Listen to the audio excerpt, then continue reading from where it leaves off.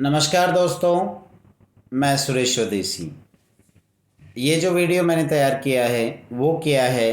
W20 अर्थात महिला 20 का जो एक समूह जो नया उदित हुआ है 2015 में, उसी के बारे में कुछ सामान्य जानकारियाँ आप तक पहुँचाने के लिए मैंने ये वीडियो तैयार किया है। तो चलिए देखते हैं क्या है W20 और इसको जो अभी G20 का जो समिट भारत में हुआ है रिसेंटली 2023 में, उससे संबंधित जो है क्या परिवर्तन इसमें हुए, क्यों इसका महत्व बढ़ा है, वही सब बातें हम चर्चा इसमें कर लेते हैं। W20 अर्थात विमेन 20 या महिला 20 के नाम से जो ये एक संगठन बना हुआ है, ये G20 के अंडर में ही एक जो है आधिकारिक पार्टिसिपेशन वाला एक ग्रुप है, समूह है, जिसकी जो स्थापना है वो 2015 में हुई। और 2015 में जो G20 की अध्यक्षता थी वो तुर्की के पास थी और उसी समय इसकी स्थापना की गई। ये जो W20 अर्थात महिला 20 के नाम से जो समूह है, इसका जो मुख्य उद्देश्य है या प्राथमिक जो उद्देश्य है वो ये है कि लैंगिक विचार अर्थात जेंडर बेस्ड जो थॉट्स हैं उसको G20 की जो डिस्कशंस हैं, चर्चाएं जितनी होती है, उसकी मुख्य धारा में उनको भी शामिल किया जाए। और साथ ही G20 के जो नेता जो डिक्लेरेशंस करते हैं, जो घोषणाएं करते हैं, उनकी जो नीतियां हैं या उनकी जो प्रतिबद्धताएं हैं, उनके जो आगे के लिए जो प्रॉमिसेस हैं, उसमें इनको भी शामिल करते हुए आगे बढ़ाया जाए।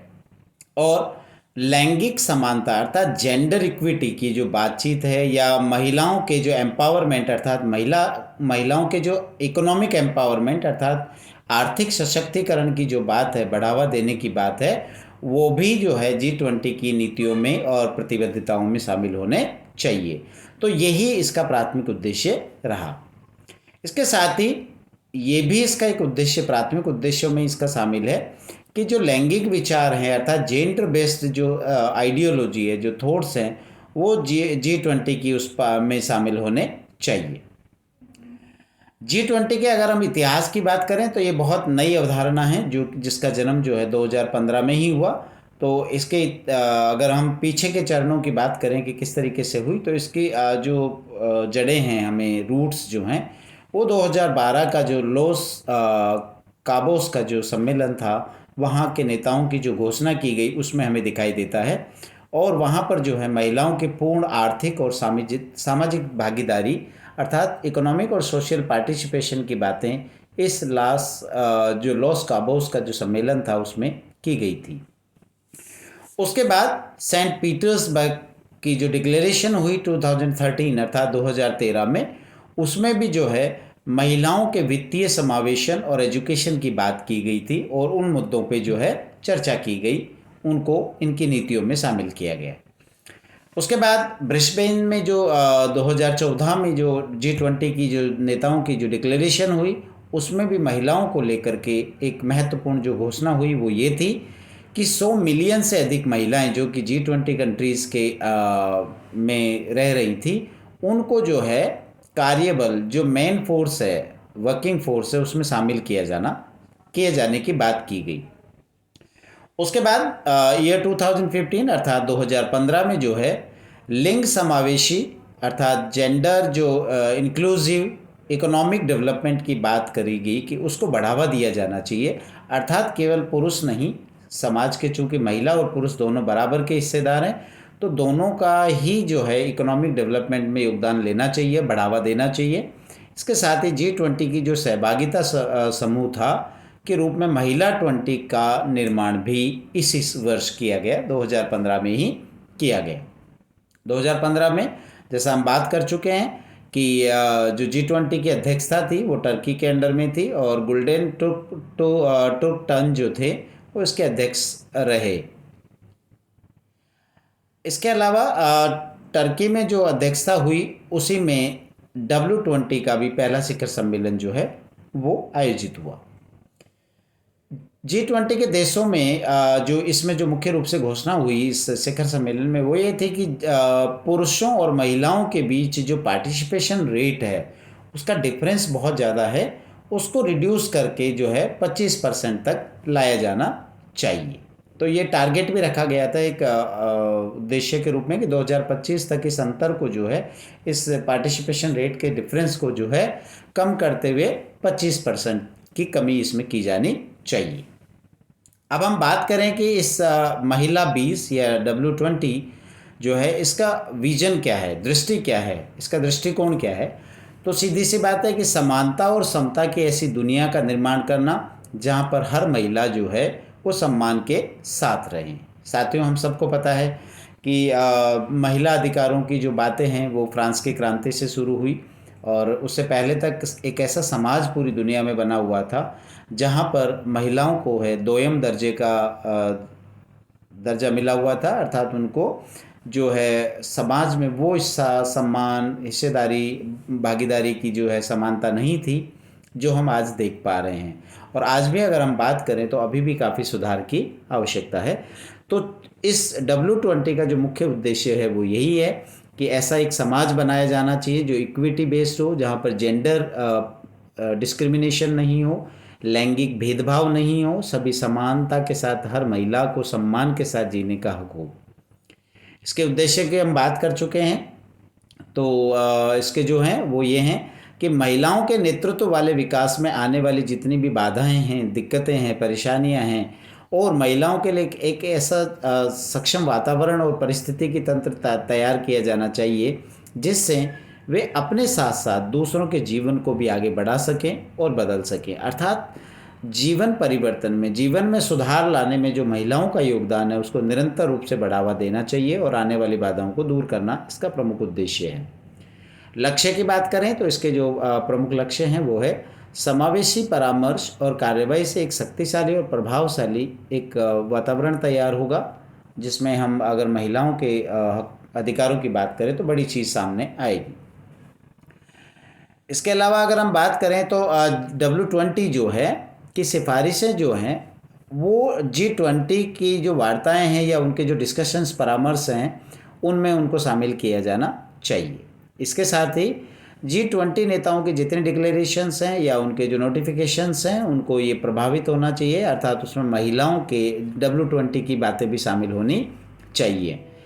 इसके अलावा एक मजबूत W20 वैश्विक और राष्ट्रीय नेटवर्क भी स्थापित करें, अर्थात W20 जो है एक मजबूत वैश्विक और राष्ट्रीय नेटवर्क जो है स्थापित करें, और G20 के सभी सदस्य देशों की जो महिलाएं हैं उनको इससे जोड़ने का प्रयास करें। एक अन्य जो उद्देश्य लक्ष्य है वो है कि W20 का जो एजेंडा है वो निरंतर रूप से समावित होना चाहिए, अर्थात ऐसा हो जो निरंतर काम करता रहे। इनका एजेंडा निरंतर चलने वाला होना चाहिए। जो मुख्य क्षेत्र हैं जिस पे W20 को काम करना है वो हैं वैश्विक मुद्दों का जो है डिप्लोमेटिक सॉल्यूशन निकालना या कूटनीतिक समाधान करना, खाद्य सुरक्षा और पारंपरिक भोजन पर ध्यान दिया जाना, जिसमें 2023 को जो है अंतर्राष्ट्रीय बाजरा दिवस या इंटरनेशनल मिलेट्स ईयर्स के रूप में मनाने की बात की गई है, तो यूएनओ को द्वारा डिक्लेयर किया गया, तो उसको भी ये मनाएं, आयोजित करें। इसके अलावा स्वच्छ ऊर्जा और वैश्विक जलवायु संकट जो आजकल वर्तमान समय की समस्या है उसका समाधान पर ये भी विचार करें। महिलाओं में जो है नेतृत्व क्षमता जो है उसके विकास पर भी इनको ध्यान देने की बात की गई है। वर्तमान, जैसा कि मैंने कहा कि रिसेंटली G20 की प्रेसिडेंसी भारत के पास थी, 1 दिसंबर 2022 से लेकर के और 30 नवंबर 2023 तक इसकी सदस्यता भारत के पास है। और अभी रिसेंटली जो है सितंबर में इसकी मीटिंग जो है नई दिल्ली में हुई थी, अध्यक्षता शिखर सम्मेलन यहाँ हुआ। तो इसमें भारत की प्रेसिडेंसी में W20 का जो योगदान है वो क्या रहा उस पर बात करते हैं। W20 भारत ने जो है 12 दिसंबर 2022 को W20 इंडोनेशिया से जो है इसकी अध्यक्षता ली है। भारत की अध्यक्षता में W20 जो है वो समानता और समता की जो दुनिया बनाने के दृष्टिकोण जो इसका रहा है उसको प्रधानमंत्री नरेंद्र मोदी ने जो है महिला नेतृत्व विकास के दृष्टिकोण को साकार करने पर केंद्रित किया। यहाँ पर हर महिला सम्मान के साथ रहती है और जहाँ हर महिला को आगे बढ़ने और अपने और दूसरों के जीवन को बदलने का अवसर प्राप्त होता है, ऐसे समाज की कल्पना प्रधानमंत्री श्री नरेंद्र मोदी जी के द्वारा इस W20 में जो है की गई है।